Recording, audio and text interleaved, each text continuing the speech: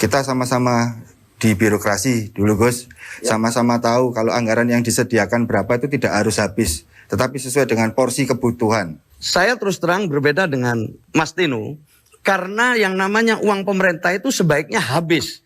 Jangan sampai tersisa, lebih-lebih kalau itu sudah diprogramkan. Lebih-lebih lagi ini untuk mengatasi masalah COVID-19. Jadi yang pertama ini aja, mungkin soal penanganan COVID-19.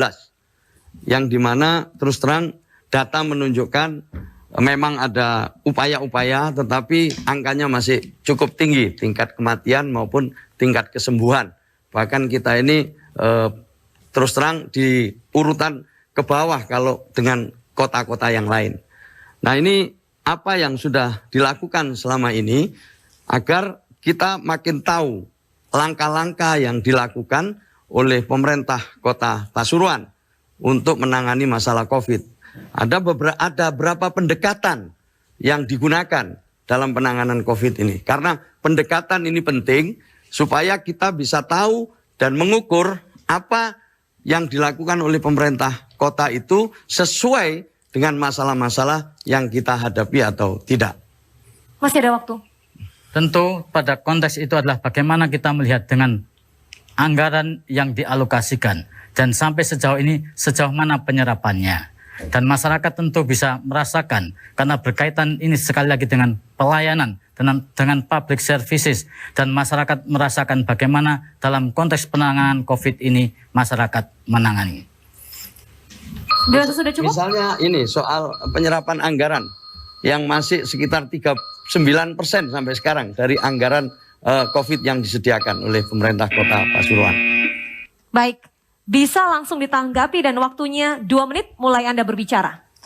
Ya, terima kasih kepada Paslon 1 yang menanyakan tentang penanganan COVID di Kota Pasuruan. Perlu kami jelaskan bahwa angka kesembuhan COVID-19 di Kota Pasuruan angkanya 84,13%. Apa yang kami lakukan bukan hanya menggunakan anggaran dari APBD, di mana anggaran APBD penyerapannya kami lakukan berdasarkan kebutuhan yang diserap. Memang disediakan anggaran tersebut, tetapi kami menyerapnya sesuai dengan kebutuhan apa-apa saja yang diperlukan agar anggaran tersebut bisa semaksimal mungkin digunakan. Kita sama-sama di birokrasi dulu Gus, sama-sama tahu kalau anggaran yang disediakan berapa itu tidak harus habis, tetapi sesuai dengan porsi kebutuhan. Dan penyerapannya disesuaikan pula dengan apa yang akan kita lakukan, sesuai dengan langkah kerja dan langkah lapangan yang terselesaikan. Kaitan masalah COVID-19, di pintu-pintu gerbang masuk Kota Pasuruan kita siapkan kit screening, yang di mana di situ kita perlakukan mulai pengecekan suhu tubuh, menggunakan temperatur, dan penyemprotan cairan desinfektan atau cairan prebiotik. Langkah ini kita lakukan sebagai langkah partisipasi aktif agar orang-orang yang bisa masuk ke Kota Pasuruan adalah orang-orang yang benar-benar sudah bisa dikatakan steril dari virus COVID-19. Dan langkah selanjutnya ada langkah gotong royong yang dilakukan oleh masyarakat Kota Pasuruan, yaitu dengan cara berpatungan, menyiapkan wastafel portable di jalan-jalan poros Kota Pasuruan. Tidak semua wastafel portable yang ada di Kota Pasuruan itu adalah hasil dari APBD, tetapi mayoritas adalah hasil dari kegotong royongan atau patungan warga Kota Pasuruan untuk mencapai Kota Pasuruan yang sehat. Pembagian masker, sembako, dan pemberian BLT, baik itu dampak sosial dan dampak ekonomi sudah kami lakukan, dan itu juga melebihi dengan apa yang diberikan oleh pemerintah pusat dan pemerintah Provinsi Jawa Timur. Catatan pencapaian yang boleh direspon, kita berikan tepuk tangan dulu boleh. Dan ini adalah waktu 90 detik untuk Paslon 1 memberikan tanggapan. Ini adalah data perbandingan penyelesaian masalah COVID kota seluruh Jawa Timur. Terus terang, kalau dilihat dari sini, angkanya cukup memprihatinkan, di mana tingkat kematiannya tertinggi, tingkat kesembuhannya terendah. Ini data yang kami terima. Kemudian yang kedua, sebenarnya yang saya tanyakan adalah pendekatan. Pendekatan bidang kesehatan seperti apa, bidang sosialnya seperti apa, bidang yang ketiga itu bidang ekonominya seperti apa, dan yang keempat penting juga bidang pendidikan. 4 ini harus didekati dengan cara berbeda, dengan program yang berbeda. Saya terus terang berbeda dengan Mas Tino, Karena yang namanya uang pemerintah itu sebaiknya habis.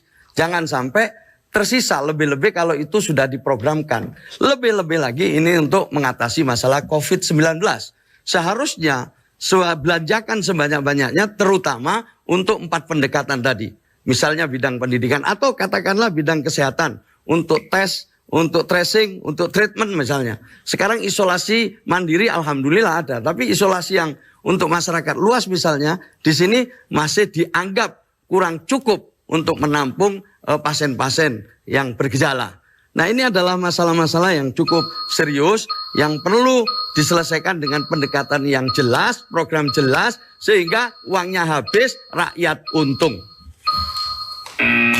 Ketidaksepakatan terjadi, namun Paslon 2 punya waktu 2 menit untuk merespon. Silahkan. Ya, terima kasih. Di bidang kesehatan, kita telah melakukan pembelian alat rapid test yang digunakan untuk bisa merapid untuk warga Kota Pasuruan.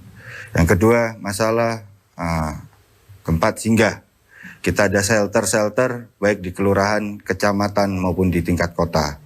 Memang shelter-shelter ini digunakan adalah sebagai langkah pencegahan dan penyebaran virus COVID. Tetapi di bidang kesehatan juga kita memberikan dengan mereka kita rapid secara periodik.